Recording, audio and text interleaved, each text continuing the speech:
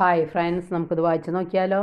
ദുർമോഹങ്ങളാൽ നയിക്കപ്പെടുന്നവരെ കലഹപ്രിയരായ ജനം എന്ന് ബൈബിൾ വിളിക്കുകയാണ്. നോക്കിയാലോ.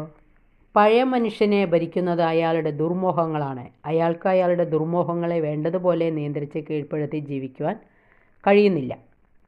ദുർമോഹങ്ങൾ മനസ്സിൽ കയറിയാൽ മനസ്സിലൊരു ആഭ്യന്തര കലഹം ആരംഭിക്കുന്നു. ആ കലഹത്തിൽ നിനക്ക് വിജയിയായി മാറാം, നിനക്ക് തോൽക്കാനും പറ്റും. അത് നീയാണ് തീരുമാനിക്കുക. നീ അതിനാൽ സങ്കീർത്തകൻ പ്രാർത്ഥിച്ചതുപോലെ പ്രാർത്ഥിക്കുക. കലഹപ്രിയരായ ജനങ്ങളെ അങ്ങ് ചിതറിക്കണമേ.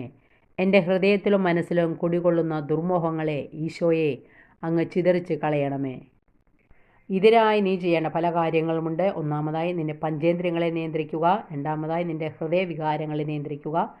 നിൻ്റെ ചിന്തയെ നീ കാടുകയറാൻ വിട്ടുകൊടുക്കരുത്. നിൻ്റെ ശരീരത്തെ നീ കീഴടക്കുക. പരിശുദ്ധാത്മാവ് ഇതിനായി നിന്നെ സഹായിക്കും.